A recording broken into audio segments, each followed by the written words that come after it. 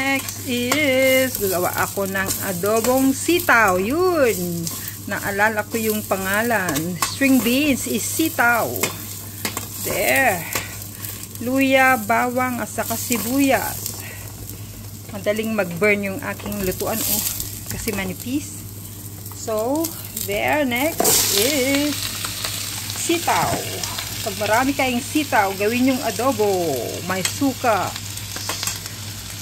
Bumili ako ng Philippine suka. Vinegar, dato puti. And then, soy sauce, dati puti. Then, binili ko doon sa Chinese restaurant, Chinese shop, vegetable shop. Marami silang Filipino goods there.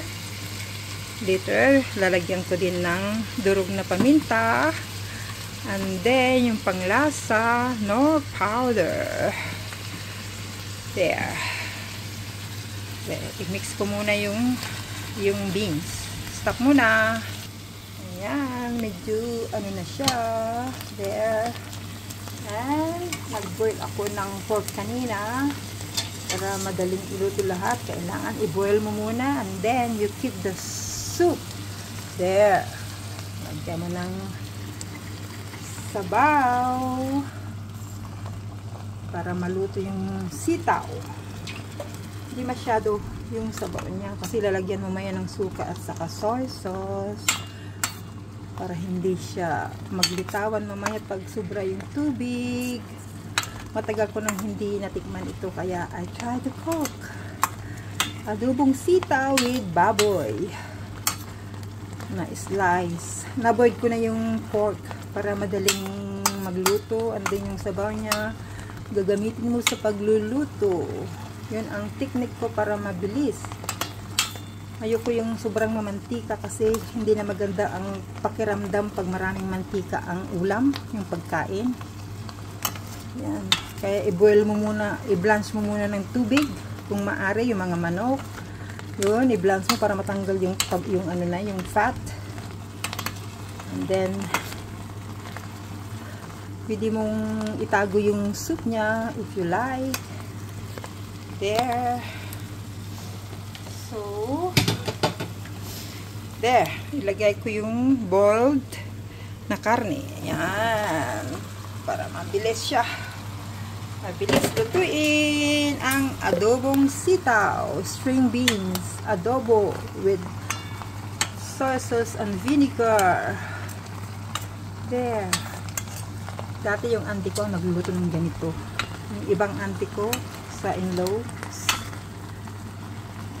Hindi kami nagluluto sa bahay ng ganito.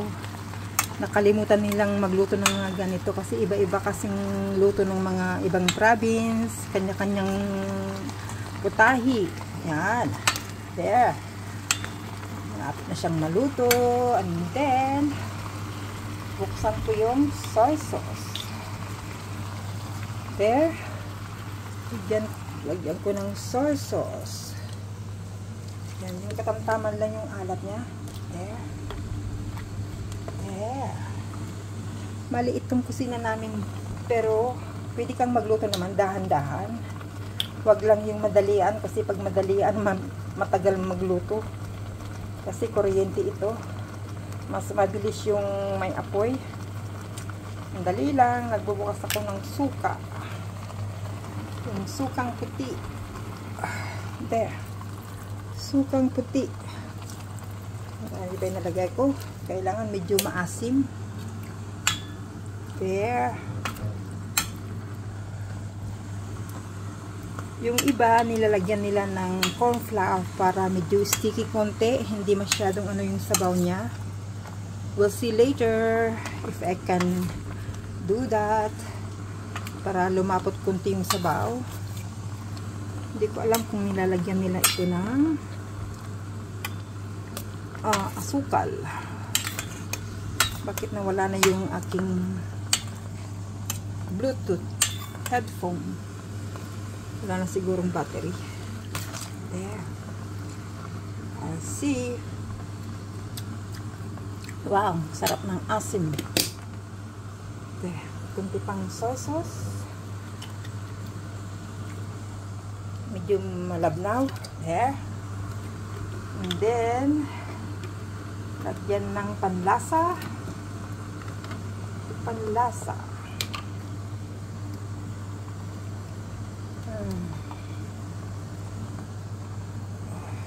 There. I'll see if enough, 1 little teaspoon, baby teaspoon. And then mamaya lagyan ko ng pepper para medyo manghang siya. There. There. Adobong sitaw, string beans. There. There. Oh, good Lord. Uy, medyo maalat na siya ah. Bakit nag-alat na siya? Yung aking paminta need to, oh good Lord,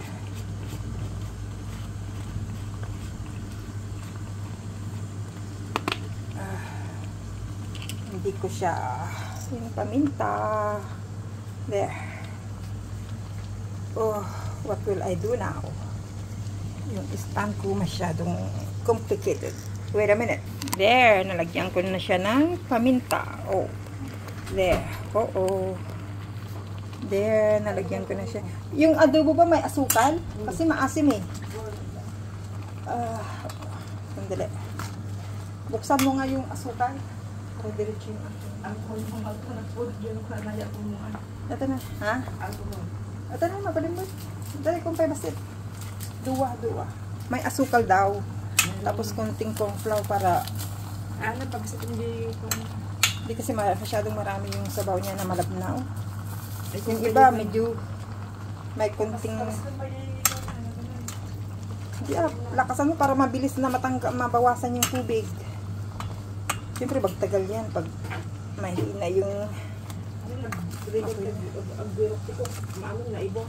napudo nga minso nga. Kita yung mga restaurant, inuubos nila yung mga cook sa supermarket, ang bilis. Pero marami yung nakakan coke, kaso nga, ayan, yung mga nakakan coke, marami, pero mas mura kasi yung mga nakabote. Tapos ibenta nila ng mahal pag sa restaurant. Pag isang maliit, yung maliit na coke, yung regular, ano yun, $60 na yun. Oo. Sa shop. Kasi ang init-init niya ngayon, iba yung init. Pag lalabas ka, oh my God, ang aking mukha na parang nasusunog dahil nga, alam nyo na, na-radiation ako noon, mga gamot, mga chemo, ganyan, kaya hindi ako pwede sa mainit. Yung mukha ko parang nasusunog, pawis na pawis yan. Siyempre nakakahiya sa mga tao, nakikita yung mukha ko, baka may sabi nila may sakit ako. Kaya ganun, siyempre hindi mo naman maisigaw na may dumaan ka sa mga treatment. Kaya, there, at least, hindi kami tatawagan doon sa Peak Home. Kaya dito lang kami sa bahay. Kaya mamaya makapanood ako ng ano ni Kuya Bal. Sa VSM 2.0, Val Santos Matubang 2.0, sa amateur contestant music. Oh, yan. Buhay na si Mr. Link kahapon. Dapat lalabas kami. Hindi niya maibuka yung mga mata niya. Nilagyan ko siya ng towel ice. Nilagyan ko ng ice yung towel para yung mata niya. Hindi niya maibuka talaga dahil sa init nga. Yung pakiramdam talaga na antukin ka, hindi mo na maibuka yung mata mo. Oh my God. Wow. Salty and kulang yung asukal niya. Iba yung aking lasa. Kasi may work yung kapatid ko, tinawagan ng kanyang amo na ambassador ng Israel. May kasama siya pero haligi niya kasi karating lang from Pilipinas yung isa. Dalawa sila doon. Dahil nga may event sila sa labas, kailangan niyang mag-alaga ng mga bata hanggang sa dumating sila tonight. Baka bukas pwede siyang mag-holiday. Laki, ganin yung lasa. Iba yung lasa ko. Baka yung suka, hindi masarap. Nga, iba yung lasa ko. Maalat, no? Naalatan yung soy sauce. Ano mo sa kanin, masarap na. Hindi ka sa kanan. Oo. Maasim na. Medyo nadamihan ng lagyan mo nga ng paminta. Dapat kung Damihan ng tanim-tanim. Ang gabi ng kanso ka mo, kanong tutuwa rin. Ayan. Nag-iba yung lasa ko. Pero pag ihalo mo sa kanin yan, kasi naano ko yung pansit bato. Parang iba din yung lasa ko doon. Malagkit kasi yung pansit. Kaya ang lahat. Very Dito mga kanta ko powder. yung taste, di ko ano. Oyster sauce. Hindi ako naglagay. Hindi naman sila naglagay noon ng oyster sauce. Pero yung oyster sauce, nagpapalasa talaga. Ngayon, nauso na yung oyster soy sauce na panglasa. Noon, wala naman ganoon. Simple lang ng luto sa Pilipinas, masarap na. Siguro yung lasa ng karne, iba yung doon sa Pilipinas. Hindi pare-pare yung lasa kasi ng mga karne. Sa atin, masarap yung karne natin.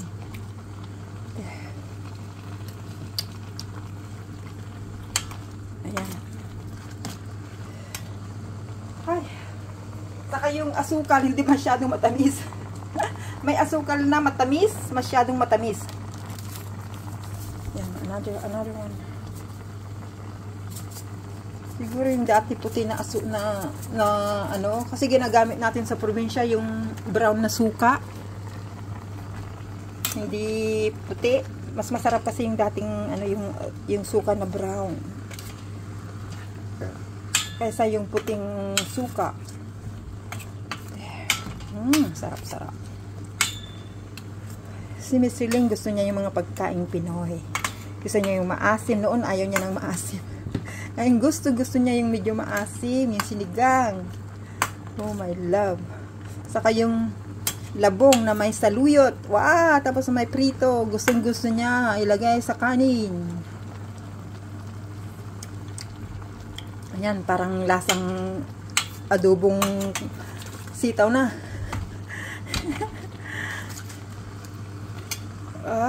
And then yan, lagay ko yung sibuyas.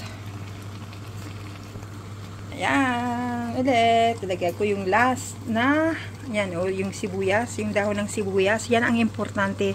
Magpatubo kayo ng mga sibuyas kasi sa atin, hindi masyadong uso yung dahon ng sibuyas. Pero yung mga restaurant ngayon, kailangan yan. Lalo yung maggumawa ka ng soup noodle, lagyan mo ng maraming slice na, laso na. Hindi sibuyas, kundi dahon ng laso na. Ang sarap kaya yung soup. Ano siya? Doon pag ihalo mo doon sa noodle soup, kailangan thin slices only. Dito, dahil adobo, pwedeng ganyan ang slice. There. Pwede na siguro. Yan, tapos ihalo mo sa kanin. Oh my God. Tapos may soft drinks kami. Isang bottle na malaki. There. May maliit pa kami. Madaling maubos yung mga Coca-Cola ngayon kasi sobrang init. Binibili ng mga restaurant. Tapos ibenta nila ng mahal. There. Pwede na siguro ito. Ay, matigas pa yung kagabi nag-ulam kami ng crabs. Yung sea crabs.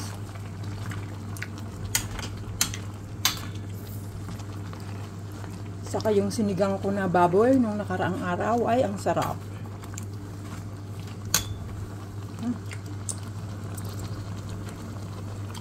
Medyo crunchy pa. Bakit malabnaw yung sitaw? Medyo maalat na yung soup. Ay yung sabaw niya.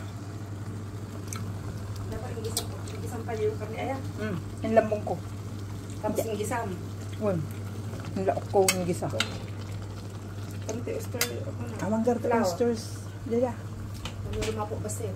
Nasaan na yung flour? Doon. Lagay, di magkumuha ka dito. Lagyan natin ng konting flour para medyo lumapit ito. Nasa baso. Isang nilagyan. Ito na may spoon dito. 2 spoon. Ito, lagyan mo ng sabaw. Minsan gumagawa ng pesto. Sabaw. Kasi lang. Lagyan mo ng kunting sabaw. Yun, ginamit na yung spoon ng ano. Oh my God. Mangalak ko nga sa kanya. Nalagyan namin ng ano para medyo lumapot konti. Kasi masyadong... Ilagay mo lahat. Yan. Tago mo yung flour. Yan. Para lumapot konti kasi masyadong ano yung sabaw niya. Yan. Taas. Wow, sobrang init talaga. Oh my God. Kahit nandito ka sa loob ng bahay. Malamig na pero mainit pa rin. Ito na, magkaligay flour na. Ang alam mga kiwari, hindi nagbuo-buo din. Igit na. Okay. Crunchy. Crunchy ba? Wala ka, binigar kaya. Dapat ako kiniwa. Kanada. Masilisin kasi pag crunchy, ayaw niya. Pero gusto mo nga. Ang kami mo sa pangay. Ayan, datong puti. Dapat yung brown, kasi ginagamit namin brown na suka doon sa... Kami mo kami brown sugar. Brown sugar. Ay, dito. Oo, kasi pang ano pala sa lasa nun, yung brown sugar. Ay, yan. Ay. Iba yung lasa niya kasi malabnaw yung asukal na puti. Kaya lagyan ng brown sugar. Kasi iba din yung lasa ng brown sugar talaga. Nandito. Yan. Yan yung brown sugar niya. Yan, para kalaban niya yung ano, yung asin. Wah! Sobrang mainit! Asawa.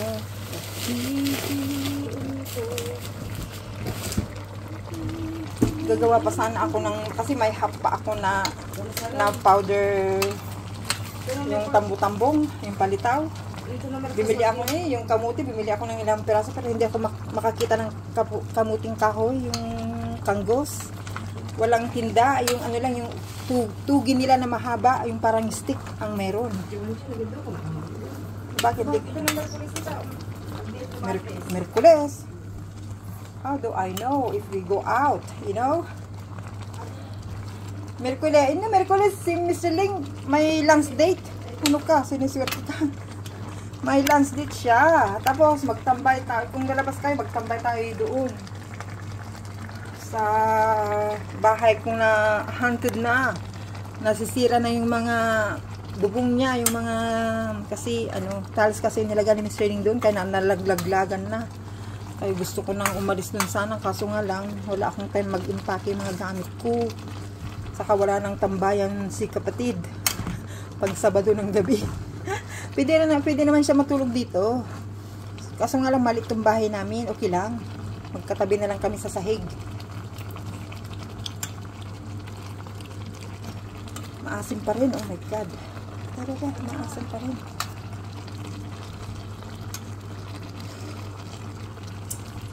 Yan, lumambot na yung sitaw. Sitaw, patani, kundol at kundol, patula. Ating tama na siguro. Kasi malapot na yung sabaw niya. Yan, ang adobong sitaw na may baboy. Then, napahaba na ang kanyang pagbablog. There. I wish mai-vlog,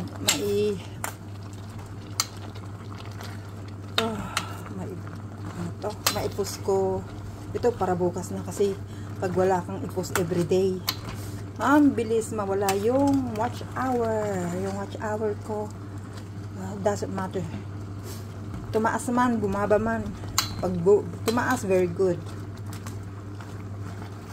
pero kasi nga dahil nga walang live, kailangan mag-live, hindi lang video, shorts, live, yun, importante yung mag-live ka. Hindi pwede kasi si Mr. Ling, madilim tong bahay namin, wala kang makita. Yan, okay na, bye, shout out sa lahat. Pa-support kay Cueva Santos Matubang, Ate Edna Vlogs, Kalingap Rob, sa lahat ng team Kalingap, partners, vloggers. Support natin ang lahat. Thank you! Si Ate Dol Dumondon. Ito, don't forget, bye! 50+ na minutes.